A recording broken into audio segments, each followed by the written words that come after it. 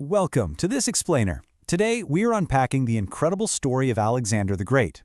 In just a staggering 10-year military campaign, he marched against the absolute, undisputed superpower of his age, the Persian Empire, and carved out one of the largest empires the world had ever seen, stretching all the way from Greece to Pakistan. But as we're going to see, the very traits that made him an invincible conqueror on the battlefield ultimately triggered his own tragic unraveling. But before we get into the actual battles, let's just pause for a second. 20. Just 20 years old. That is the age Alexander was when he inherited the throne of Macedonia following the assassination of his father, King Philip II. Think about that for a moment. At an age when most people are kind of just trying to figure out their basic path in life, this brilliant, restless student of Aristotle inherited a battle-hardened army and instantly plotted to topple the ailing, yet totally massive Persian superpower. Okay, let's dive into this. Here is our roadmap for the explainer. First, a formidable war machine. Then, the Persian campaigns, ruling the known world, the edge of the world, and finally his death and lasting legacy. Section 1. A formidable war machine. The tactics of conquest. Look, before you can conquer the known world, you need the tools to actually do it, right? And Alexander inherited something unprecedented from his father. Consider the sheer physical mismatch he exploited. The absolute backbone of his army was the Macedonian phalanx. We're talking professional soldiers packed 16 ranks deep, wielding massive 18-foot pikes called sarissas. Against them stood the traditional Greek mercenary hoplites favored by the Persians, using much shorter 8-foot spears and large round shields. When these two forces met, the Macedonian formation presented an unstoppable solid wall of iron spear tips. The hoplites literally couldn't get close enough to strike without being skewered. Now, this phalanx wasn't just some blunt instrument. It was the foundation of a highly coordinated three-step battle doctrine. Step 1. The massive phalanx pins the enemy's center in place. But remember, a phalanx is incredibly hard to maneuver and really vulnerable on the sides. So Step 2, elite infantry known as the hypaspists guard those vulnerable flanks. This completely locks the enemy down, setting up the big finish. Step 3. Alexander himself leads the Companion Cavalry, his absolute elite shock troops, to deliver a devastating, crushing flanking charge. It was basically a hammer and anvil tactic that systematically crushed his enemies. Section 2. The Persian campaigns. Pushing east. So it's the spring of 334 BC, and with his kingdom secure, Alexander led his 40,000-strong army across the Hellespont into Asia Minor. The invasion had begun. Now, you have to understand Alexander constantly faced completely overwhelming odds. Just consider the massive disparity at the Battle of Issus. Alexander plunges deep into enemy territory with roughly 40,000 troops, squaring off against the Persian king of kings Darius III, who commanded an army estimated at up to 100,000 strong. He was heavily outnumbered, facing the combined wealth and resources of a vast empire, and yet, time and time again, he practically begged for direct confrontation. And he absolutely didn't just command from a safe distance, he led from the very front. Historical accounts of the Battle of the River Granicus capture this totally reckless bravery perfectly. Around him a desperate conflict raged. Horses were jammed against horses and men against men. Alexander actually charged his cavalry right across a river and up a steep bank into the waiting Persian lines. His personal bravery was a huge morale boost for his men, buying critical time for his phalanx to cross the river and secure the victory. It really goes to show just how powerful a leader sharing the risks alongside their team can be. Well, this momentum built into an unstoppable force. In just 3 short years, his speed and shock tactics completely dismantled the Persian military. Victory at Granicus in 334 BC opened up Asia Minor. At Issus in 333 BC, his sheer ferocity caused King Darius to actually flee the battlefield in his chariot.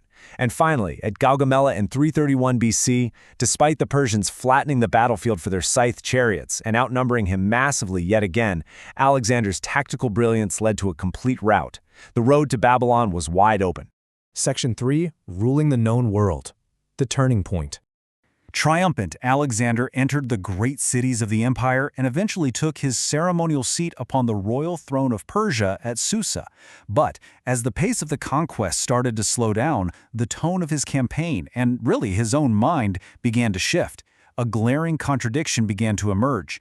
On one hand, Alexander ordered the magnificent capital of Persepolis burnt to the ground as this brutal retribution for the Persian invasion of Greece a century and a half earlier. Yet, simultaneously, he began adopting the decadent dress and court rituals of his defeated enemies. He was trying to act as a legitimate successor to appease his new subjects, but you can imagine, to his veteran Macedonian troops, these customs were deeply offensive. Honestly, nothing symbolizes this cultural friction better than a single word: proskunesis. This was a traditional Persian ritual where subjects would prostrate themselves, bowing face down before the king. Alexander tried to make his countrymen perform this exact ritual, but to the Greeks, this crossed a massive line. This was absolute blasphemy. Only a god was worthy of such physical reverence. The demand deeply, deeply alienated his old comrades. It's a classic failure of leadership, isn't it?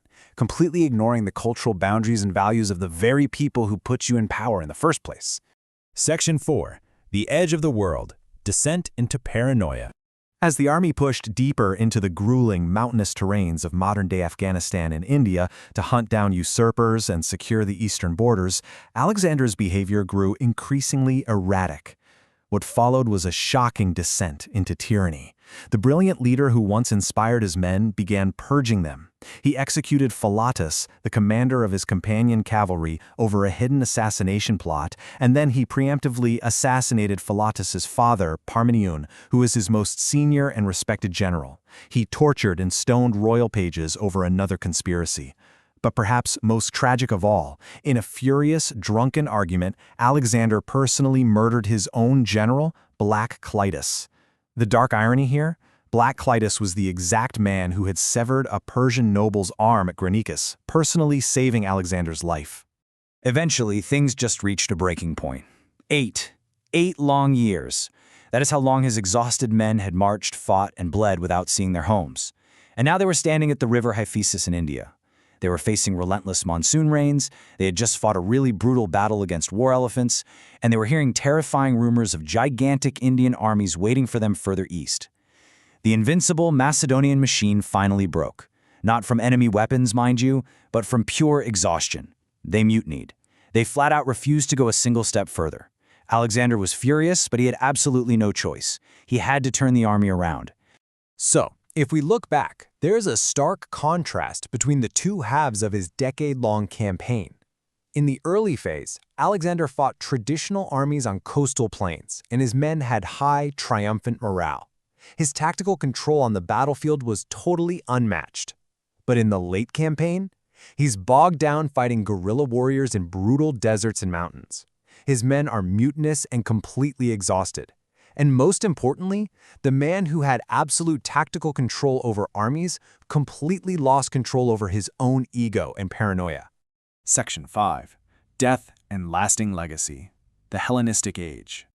After a genuinely disastrous desert march home that caused terrible suffering among his troops, Alexander made it back to Babylon to start planning his next invasions. But those would never happen.